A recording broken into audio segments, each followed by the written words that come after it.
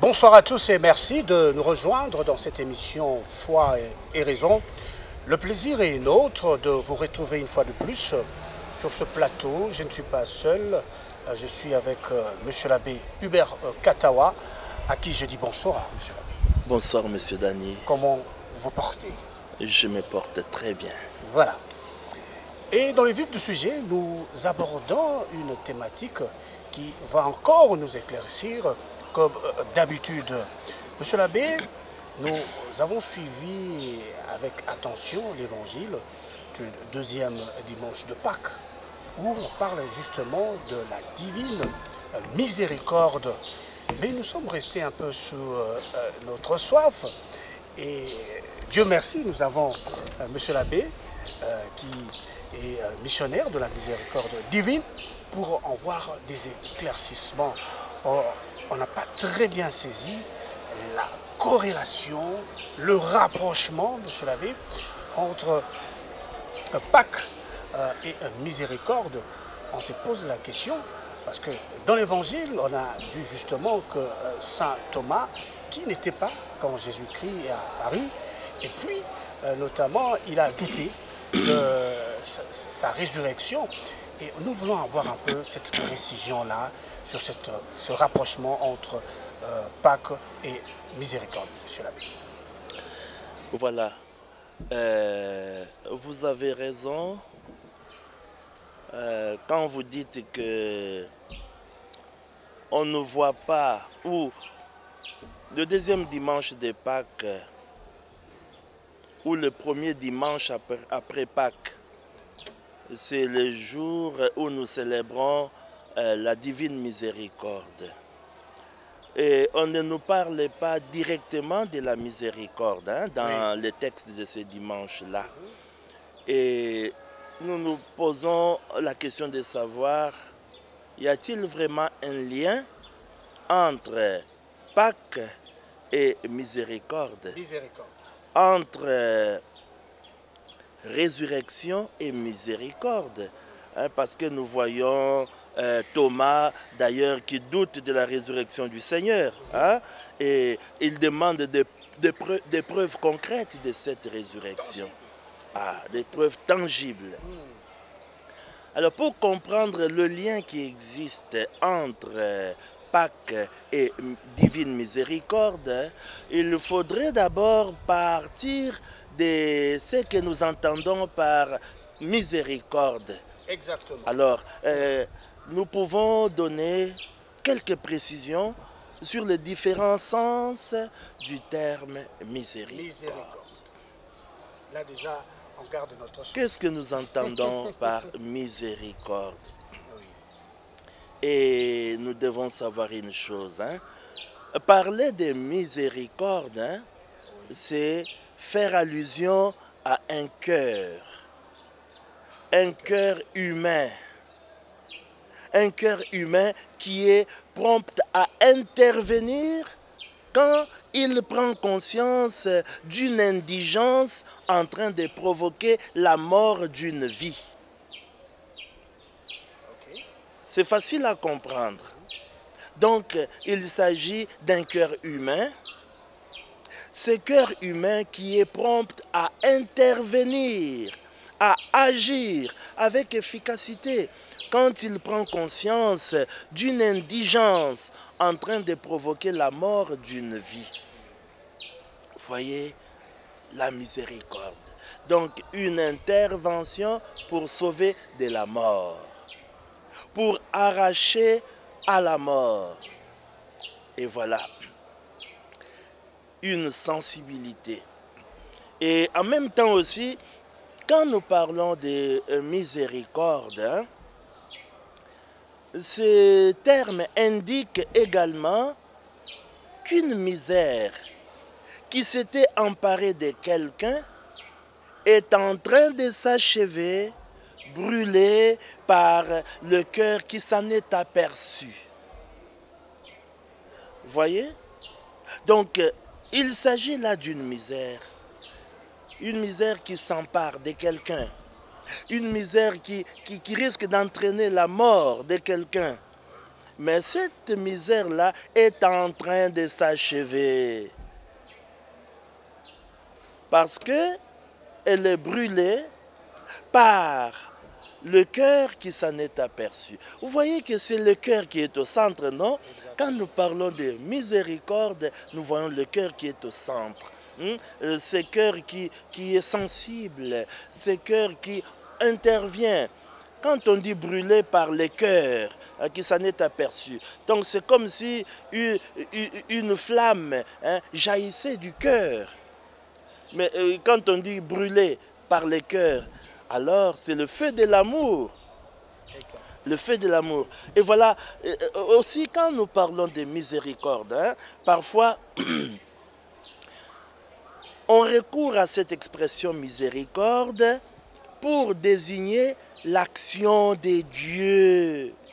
Lorsque Dieu prend sur lui la misère de l'homme, lorsqu'il porte la misère de l'homme, lorsqu'il se charge de la misère de l'homme. Je ne sais pas si ça vous rappelle quelque chose. Sur la croix, le Christ, le Fils de Dieu, s'est chargé de nos misères. Voyez? Alors, c'est là pour dire qu'au fond, il s'agit de l'action de Dieu. C'est Dieu qui, finalement, prend soin de l'homme. Il prend sur lui sa misère. Et cela nous rappelle aussi le serviteur souffrant. Le Christ qu'on considère comme le serviteur souffrant. Effectivement, il est le serviteur souffrant. C'est sur la croix que nous l'avons découvert comme serviteur souffrant qui a porté sur lui nos infirmités, nos maladies, nos péchés, nos manquements. Alors, voilà pourquoi il faudra en même temps aussi savoir que quand nous parlons de miséricorde, j'aime bien recourir à la langue originale. Et quand nous parlons de miséricorde, ne l'oublions pas que ce mot vient du latin. Misericordia. Misericordia, ça désignait déjà à l'époque la qualité d'une personne. Une personne qui avait le cœur sensible au malheur d'autrui. La qualité d'une personne, même aujourd'hui, la qualité d'une personne qui a le cœur sensible au malheur d'autrui. On peut même dire, à propos de miséricorde, si le Christ nous dit « Soyez miséricordieux comme votre Père du ciel est miséricordieux ». Et miséricordes sicut pater, miséricordieux comme le Père. Cela signifie quoi? Cela signifie qu'il demande à chacun de nous d'avoir son cœur auprès des pauvres, d'avoir un cœur qui bat pour les pauvres. Mais le cœur de Dieu ne cesse de battre pour les pauvres pécheurs que nous sommes. Alors, en résumé, quand nous parlons de miséricorde, donc le premier sens de la miséricorde, c'est quoi? C'est au fond la sensibilité à la misère, la sensibilité au malheur d'autrui. Et malheureusement, aujourd'hui, quand nous parlons de la sensibilité à la misère, à la souffrance, au malheur d'autrui, il y en a qui disent « Ah non, miséricorde, c'est un vieux mot, c'est dépassé. » Alors il faudrait remplacer ces mots miséricorde par d'autres mots comme la bonté, la charité, la commisération, la compassion, la pitié. Alors, ça c'est le premier sens. Mais je voudrais aussi, pour comprendre les liens qui existent entre Pâques et divine miséricorde, hein, parce que nous avons parlé du deuxième dimanche des Pâques, que nous appelons dimanche de la divine miséricorde. Voyons le deuxième sens. Parce que le premier sens, c'est nous sommes arrachés à la mort. Nous sommes sauvés de la mort. Hein? Hein? Ce cœur, hein, qui est prompt à intervenir, non? Quand il se rend compte d'une indigence en train d'entraîner, de provoquer la mort d'une vie. Alors, le deuxième sens, c'est quoi? Quand nous parlons de miséricorde, ce terme exprime aussi la pitié par laquelle on pardonne aux coupables. La pitié par laquelle on pardonne aux coupables. Hein? Ici, il est question de clémence. Il est question d'indulgence. Il est question de pardon. Il est question d'absolution. Hein? Quand je dis absolution, mais je vois le sacrement de la réconciliation, non? Quand nous allons nous confesser, hein? À la fin de la confession, nous recevons l'absolution. Nous recevons le pardon de Dieu. On nous parle même de l'indulgence. Voyez, donc nous expérimentons la miséricorde de Dieu, nous expérimentons la clémence de Dieu. Alors, nous pouvons même dire que la miséricorde, hein, c'est une qualité de la toute-puissance de Dieu. Une qualité de la toute-puissance de Dieu. Parce que quand nous parlons de clémence, quand nous parlons de pardon, hein, d'absolution, il y en a qui chercheraient à voir dans tout cela la faiblesse, non? La faiblesse de la part de celui qui pardonne ou de celle qui pardonne, hein? De la personne qui absout. Non, la miséricorde, c'est une qualité de la toute-puissance de Dieu. La miséricorde n'est pas un signe, hein, de faiblesse. Hein. Pardonner ne signifie pas être faible. Mais moi je dirais, pour nous chrétiens d'aujourd'hui, la miséricorde demeure aussi un critère pour reconnaître les vrais enfants de Dieu. Parce que quand le Christ nous a appris à prier, en nous donnant le Notre Père, il nous a appris à dire « Pardonne-nous nos offenses, comme nous pardonnons nous aussi à ceux qui nous ont offensés. » Une façon de dire que nous ne l'oublions jamais, que le pardon des offenses est un impératif auquel les chrétiens ne peuvent jamais se soustraire. Se soustraire. Auquel les chrétiens ne peuvent jamais se soustraire. Alors voilà, si nous voulons comprendre les liens qui existent entre Pâques et miséricorde, nous devons commencer d'abord par comprendre ce que nous entendons par miséricorde. Et j'ai dit, il y a deux sens. Hein? Oui. Il y a le premier sens, nous l'avons résumé comme étant, hein, la sensibilité à la misère, à la souffrance, au malheur, hein, d'autrui.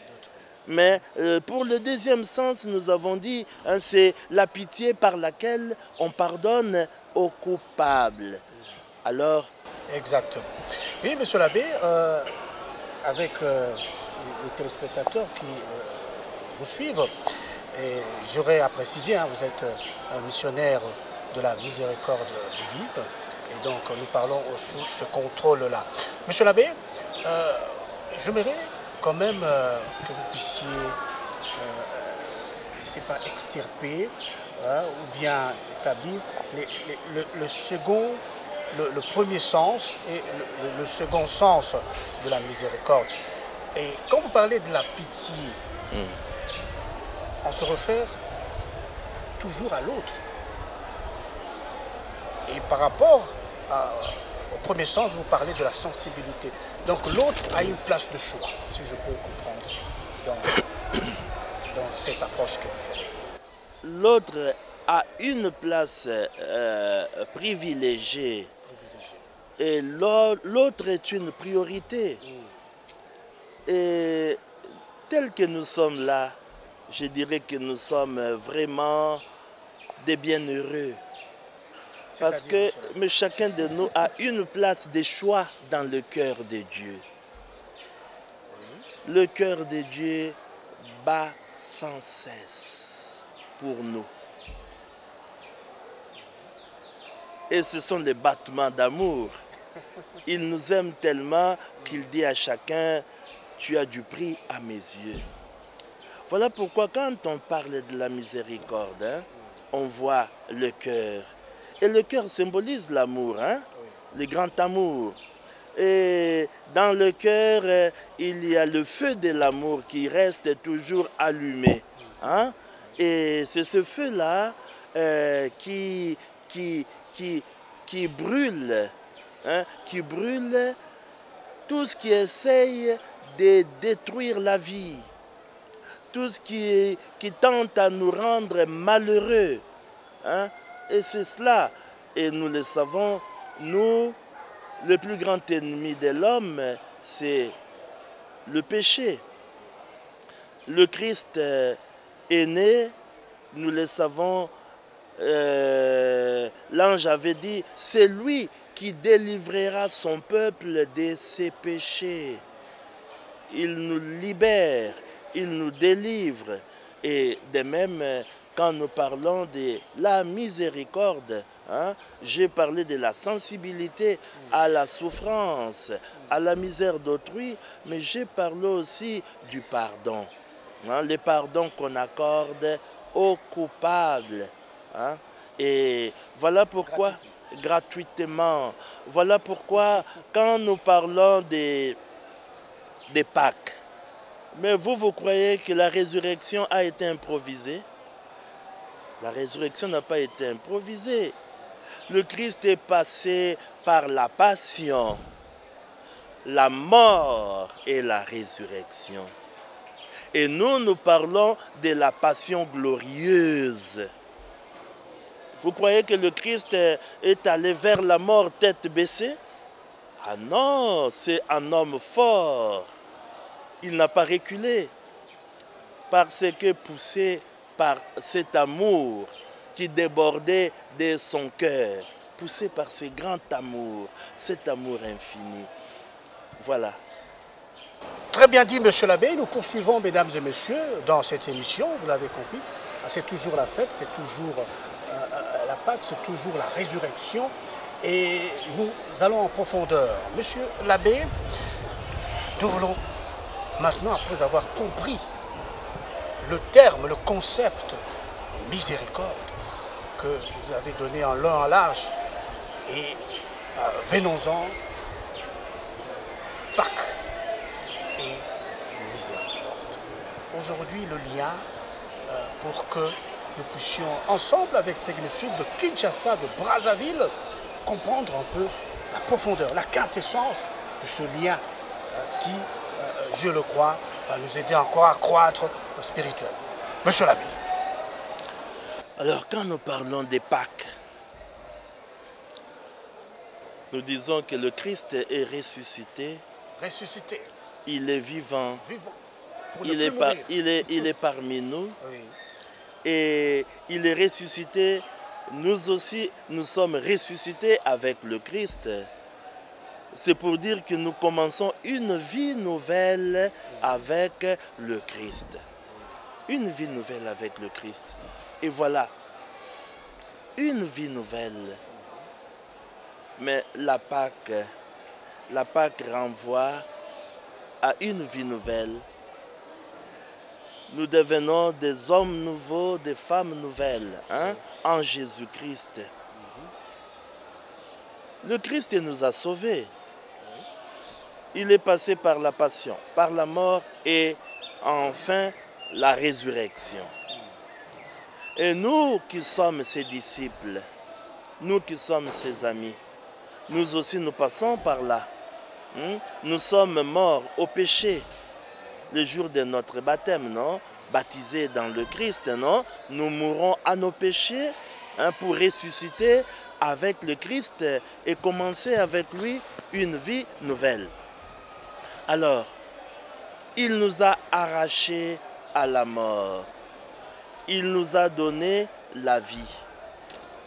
Et quand nous parlons de Pâques, nous pensons à la résurrection. Ne savez-vous pas que la résurrection s'opère tous les jours dans la vie des chrétiens? La résurrection. Parce que j'ai dit, nous participons à la résurrection du Christ, non? Nous participons à la victoire du Christ. En tout cas, j'apprécie beaucoup ce que le pape François a initié. Déjà, l'année sainte de la miséricorde, c'était 2015-2016. Et le pape François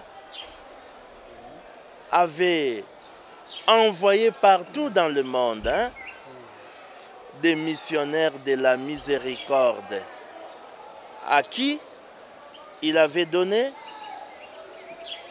ses facultés, la possibilité de pardonner les péchés réservés au siège apostolique. Et voilà. Tous les 2 ans, c'était prévu que tous les missionnaires de la miséricorde rentrent à Rome pour la formation. Mais parmi les formateurs, il y a aussi le pape François. Le pape François parle à ses missionnaires. Mais le pape François disait une fois, c'était en 2018, il disait, au confessionnal, c'est un grand miracle qui s'opère. Au confessionnal, c'est la résurrection. Qui sort du confessionnal? Un homme nouveau, une femme nouvelle. Vous voyez? Alors, une façon de dire qu'au confessionnal, là, mais les péchés ont été brûlés par l'amour. Les péchés ont été noyés dans l'océan de la miséricorde qui est sans fond. Et le pape disait, ne permettez à personne de quitter le confessionnal avec des larmes. Non, au moins des larmes de joie, pas des larmes de tristesse. Non, parce que immédiatement après la confession, c'est la fête qui commence. Parce que même au ciel, après chaque confession, la fête, les anges sont en fête parce qu'un enfant de Dieu qui était perdu a été retrouvé. Alors voilà pourquoi, quand nous parlons de Pâques et en même temps de la divine miséricorde, quand nous faisons même allusion au dimanche de la divine miséricorde, beaucoup disent, mais nous ne voyons pas le lien qui existerait entre les textes prévus ces jours-là et la divine miséricorde. Alors ne l'oublions pas, les apôtres avaient peur. Ils s'étaient enfermés et ils avaient tout verrouillé. Mais le Christ leur est apparu, il leur est apparu et il a commencé par dire la paix soit avec vous. Et puis il a montré ses plaies. En même temps aussi, il a dit comme le Père m'a envoyé, moi aussi je vous envoie. Recevez l'Esprit Saint. Il leur a donné le pouvoir de pardonner. Et nous le savons, Thomas n'était pas là. Ça, c'était les jours de la résurrection. Mais 8 jours après, pour nous, c'est le 2e dimanche de Pâques, dimanche de la divine miséricorde. 8 jours après, qu'est-ce qui se passe? Ils étaient là et il apparaît de nouveau. Thomas était là. Thomas qui ne croyait pas, qui disait, moi je ne peux pas croire si je ne mets pas mon doigt dans ses plaies, dans son côté, je n'y croirai pas. Il était là.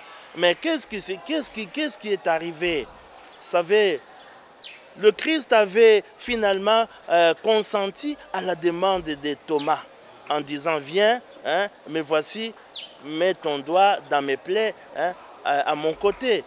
Mais quand le Christ a invité Thomas, hein, lui demanda d'avancer la main et de la mettre dans son côté, une façon de dire simplement que c'est une preuve tangible. Tu avais besoin d'une preuve tangible de ma résurrection. La voici. Mais en même temps, qu'est-ce que le Seigneur a dit? Le Seigneur lui a intimé de cesser d'être incrédule et de devenir croyant. Ah, tous les problèmes se trouvent là. Vraiment. Cesse d'être incrédule et devient croyant. Cela signifie quoi? Cela signifie que, au fond, comme il est là, la preuve tangible est là. Tu crois déjà, non, qu'il est ressuscité? Oui, mais quel est le problème qui se pose en ce moment? Quel est le problème qui se pose avec Thomas? Hein? Parce que Thomas doit passer de l'incrédulité à la foi. Alors, ici, quand on parle de l'incrédulité, il ne s'agit plus du fait de la résurrection, mais il s'agit plutôt de l'interprétation de la résurrection. De l'interprétation. Oui, parce qu'il était là, il a vu le Christ. Oui. Toutes les preuves tangibles étaient là. Exactement. Il ne pouvait plus douter. Hein? Alors, il fallait, même si il était là, il a vu les preuves, mais le Christ dit, cesse d'être incrédule, deviens croyant. Donc ici, il s'agit plutôt de l'interprétation de la résurrection. Alors, aujourd'hui, c'est ce que nous aussi nous pouvons chercher à découvrir. Quel sens donnons-nous à l'événement de la résurrection du Seigneur? Hein, parce que Thomas doit passer de l'incrédulité à la foi. Quel sens donnons-nous? Au-delà de preuves. Parce que le Christ a dit, heureux ceux qui croient sans avoir vu. Heureux ceux qui croient sans avoir vu. Alors, aujourd'hui, est-ce que vous avez vu le Christ? Non. Moi, il ne m'est jamais apparu. Je ne l'ai jamais vu. En rêve, oui, hein? Mais les apparitions, comme nous parlons des apparitions aujourd'hui, non. Mais moi, je crois.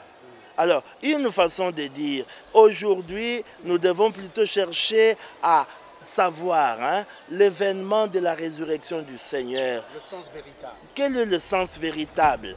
Hein? Vous savez, aujourd'hui, d'ailleurs, quand le Christ est apparu aux autres avant Thomas, oui, il est écrit, ils étaient pleins de joie, non? Et ils ont dit à Thomas, nous avons vu le Seigneur. Ils étaient bénéficiaires d'une apparition, hein, de notre Seigneur ressuscité. Mais il faut retenir une chose. Ces jours-là, il s'agissait de l'évangile selon Saint Jean. Hein, le dimanche de la miséricorde. Hein, évangile selon Saint Jean. Jean chapitre 20, verset 19 à 31. Alors, il faut simplement savoir que chez Saint Jean, quand nous parlons de voir, hein, le verbe voir, c'est Saint Jean, chez Saint Jean, ne désigne pas une vision sensible. Quand Jean parle de voir, il ne s'agit pas d'une vision sensible, il s'agit d'une perception nouvelle, une perception nouvelle qui s'ouvre au regard du croyant, mais cela grâce à l'action de l'Esprit Saint. Hein? Okay. Une perception nouvelle.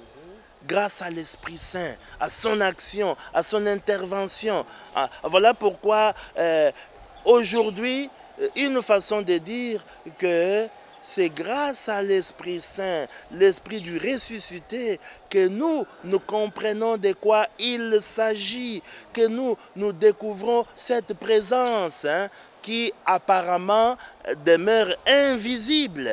Hein? Alors, c'est la même chose aussi, non? Quand quelqu'un se confesse, quand vous allez vous confesser, vous recevez la grâce du pardon. Hein? Je peux même dire qu'il s'agit là, hein, du mystère de la foi, non? Vous entrez dans la foi, c'est une grâce. Mais la grâce que nous recevons, le pardon de Dieu, est invisible, non? Est-ce que vous avez déjà vu le pardon de Dieu? Non, cette grâce est invisible. Une façon de dire que rien dans l'ordre sensible me permet de vérifier le pardon des péchés. Comment je saurais visiblement que tu as été pardonné? Hein? C'est dans l'ordre de la foi. Mais nous voyons le fruit, non? Exactement. Le fruit du pardon de Dieu. Nous voyons la transformation de l'homme, de tout son être. Nous voyons la joie, nous voyons la conversion, nous voyons les bonnes actions, hein, alors qu'on produit. Hein. Alors nous voyons pas. Alors, je voudrais ici revenir. J'ai parlé du sens, hein, de ce grand événement, l'événement de la résurrection. Alors, quel est le sens, hein, de ce grand événement? Au fond, parce que vous voulez qu'on fasse un rapprochement entre résurrection et divine miséricorde. Exactement. Mais d'abord, le sens de la résurrection. Oui. Alors, il faut savoir, partant de l'expérience même de Thomas, vous savez que quand nous parlons de la mort du Christ, hein, vous croyez que ce sont tous ces gens-là du passé qui sont coupables? Tous nous sommes coupables, même aujourd'hui, non? Tous nous participons d'une façon ou d'une autre, non? À remettre Jésus sur la croix. Alors, le véritable sens de l'événement de la résurrection, c'est au fond le triomphe de la miséricorde divine. Le triomphe de la miséricorde. Jésus est ressuscité. Cela signifie que, hein, la miséricorde de Dieu a triomphé. Le triomphe de la miséricorde divine. Cela signifie quoi? Quand je parle du triomphe de la miséricorde divine, hein, cela, nous le percevons à travers les paroles même de Jésus. Jésus qui apparaît à ses amis, qui leur donne le pouvoir de pardonner. Quand on dit le pouvoir de pardonner, mais oui, hein, le pouvoir de pardonner, ce pouvoir-là révèle au monde, hein, le sens rédempteur de sa passion glorieuse. Ok. Hein, le sang de la nouvelle, hein, alliance, hein, l'alliance nouvelle et éternelle, qui sera versée pour vous en rémission des péchés. Voyez, donc le triomphe de la miséricorde. Il donne à ses amis le pouvoir de pardonner. Cela signifie quoi? Quand on dit pardonner, vous ne savez pas que pardonner signifie, hein, accorder une nouvelle chance, permettre à la vie qui allait mourir, de ne plus mourir. Permettre à la flamme, hein, qui allait s'éteindre, hein, de se rallumer. Hein. Alors, et voilà, les amis de Jésus, les apôtres sont invités à partager la grâce dont ils sont les premiers bénéficiaires.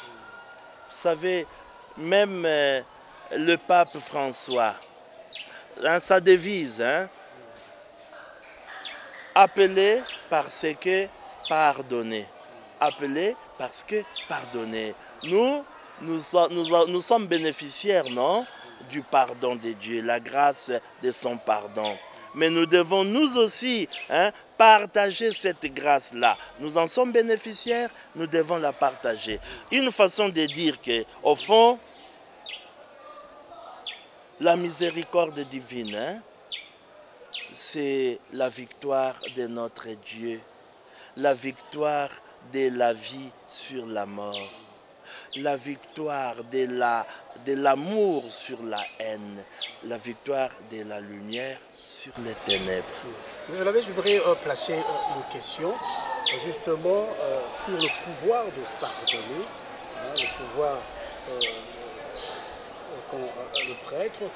Et est-ce qu'on peut parler aussi que ces pouvoirs vous donnent aussi le caractéristique du bon pasteur, celui qui a un regard sur comme un berger sur les brebis, celui qui veille, comme vous l'avez signalé, que celui qui sort du confessionnat doit avoir, s'il s'agit de larmes, ça doit être l'arme de la joie et qu'il a subi un renouvellement. Et voilà, est-ce qu'il y a une responsabilité là-dessus en tant que prêtre, en tant que pasteur? Voilà, quand nous parlons du pardon, et généralement, le pardon que nous recevons, c'est un pardon immérité. Immérité. Immérité. C'est-à-dire que nous nous rendons coupables. Et voilà, notre sort final, c'est la mort, l'anéantissement. Une façon de dire que notre péché nous conduit logiquement, inexorablement à la mort. Et voilà, Dieu qui intervient, qui arrête les processus, qui nous arrache. Cela ne signifie pas que s'il est intervenu, c'est parce que nous le méritons. Non. Quand on dit pardonner, pardonner signifie donner par-dessus. C'est-à-dire sans aucun mérite de l'autre. Okay. C'est une grâce qu'on accorde. Et voilà pourquoi, quand nous parlons du prêtre qui pardonne, ce n'est pas le prêtre qui pardonne. Non, c'est Dieu qui pardonne. Il se sert d'un instrument. C'est Dieu lui-même qui pardonne. Voilà pourquoi quand nous parlons du confessionnal, les confessionnals, nous devons les considérer, ça c'est le pape François qui l'a dit, nous devons considérer les confessionnals comme étant le tribunal de la miséricorde divine. Le tribunal de la miséricorde divine. Donc, comme prêtre, je n'ai pas le droit de juger les pauvres pécheurs qui viennent se confesser. Je ne peux pas me placer en juge. Non. Je suis là, je dirais, je suis plutôt témoin de ce que Dieu est capable de faire, de ce que Dieu est en train d'opérer comme miracle, de faire comme merveille. Donc je suis là, j'assiste je m'émerveille devant ce que notre Dieu est en train de réaliser en faveur de ses enfants sans aucun mérite de leur part. Voilà pourquoi je dirais le prêtre au confessionnal, il doit simplement savoir qu'il est là pour ouvrir les enfants de Dieu à cette grâce, la grâce de la miséricorde. Non. D'ailleurs, le Christ, quand le Christ lui-même nous reçoit au confessionnal, il ne nous pose pas des questions, je dirais, tendancieuses, curieuses. Non, il n'entre pas dans les détails. Simplement, il nous accueille, il nous écoute, il nous pardonne et nous renouvelle sa confiance. Très, très bien dit, monsieur l'abbé. Vous avez suivi avec moi combien c'est beau, combien c'est intéressant de comprendre ces choses. Monsieur l'abbé, malheureusement le temps nous est imparti. Nous voulons, qu'est-ce que nous pouvons retenir de ce miracle, de ce triomphe de la miséricorde? Et oui, comme nous devons le comprendre véritablement, qu'est-ce que nous pouvons retenir pour ceux qui nous suivent de partout et aujourd'hui même sur Internet, monsieur l'abbé? Alors vous savez, nous parlons de Thomas. On lui demande de passer de l'incrédulité à la foi. Et l'acte de foi que Thomas est invité à poser, c'est l'acte de croire que la miséricorde du Seigneur a triomphé de son péché qui a contribué à clouer Jésus sur la croix. Aujourd'hui, parce que quand on dit on a renié le Christ, Pierre a renié le Christ, hein, tous l'avaient abandonné. Alors, et au fond, ils croyaient que le Christ, hein, en apparaissant, allait commencer par leur faire des reproches. Non, hein, mais vous m'aviez abandonné, vous êtes des faux amis. Non, il n'a pas fait de reproches. Les premières paroles du Seigneur étaient « La paix soit avec vous ». La paix soit avec vous. Mais quand il dit « La paix soit avec vous », une façon de dire, hein, même quand il s'est adressé à Thomas, il l'a invité à sortir d'une culpabilité mortifère pour accueillir la vie nouvelle qui vient de l'Esprit. La paix soit avec vous. Et cela aussi nous renvoie à ce que le Christ avait dit à Faustine, hein, à Sainte Faustine. L'humanité n'aura pas de paix, hein, n'aura de paix que lorsqu'elle s'adressera avec confiance à la divine miséricorde. Voyez, s'adresser avec confiance à la divine miséricorde pour avoir la paix. Quand on dit la paix soit avec vous, mais vous savez, la paix c'est déjà le fruit du pardon, non? Quand on est pardonné, on reçoit la paix de Dieu, on est tranquillisé. Tranquillise-toi, je t'aime tel que tu es, je t'ai pardonné, tu n'as rien à payer, j'ai tout payé à ta place. Vous voyez, donc le Christ, en nous pardonnant, il nous donne la vie. En nous pardonnant, il nous donne la paix. Hein? Et voilà, je voudrais dire aujourd'hui que nous, qui disons, hein, fièrement que nous sommes chrétiens, ressuscités avec le Christ, et ne l'oublions pas que cette résurrection-là nous a apporté la vie, une vie nouvelle. Hein. Donc, nos péchés ont été engloutis, ont été brûlés, hein, par l'amour infini qui déborde du cœur, hein, de notre Seigneur. Voilà pourquoi quand le Christ a dit, hein, mets ta main dans mon côté, les côtés, mais avec les tableaux même de la miséricorde, nous voyons deux rayons lumineux qui partent du côté ouvert, non? Le cœur de Jésus. Hein? Les entrailles de la miséricorde de Dieu sont ouvertes et les grâces se répandent sur l'humanité tout entière. Voilà pourquoi je regrette beaucoup, nous prêtres, nous devrions expliquer à nos chrétiens que tous nous sommes appelés à bien nous préparer à célébrer, hein, cette grande fête de la divine miséricorde, en commençant par la neuvaine qui commence le vendredi saint, en nous confessant et aussi en recevant la sainte communion. Et avec cela, nous recevons le pardon complet de nos péchés. Voilà, donc une façon de dire à tous mes frères, à toutes mes sœurs qui nous suivent de partout, hein, que la résurrection du Seigneur, c'est la victoire. Et notre victoire aussi, la victoire du bien sur le mal, hein, la victoire de la grâce sur nos péchés. Et voilà, nous commençons avec le Christ une vie nouvelle. Oui. Vous savez, avant de chuter, je voudrais quand même placer un petit mot sur la réaction ou comment saint Thomas a accueilli la grâce. Voilà, quand il prononce « Mon Seigneur et mon Dieu ».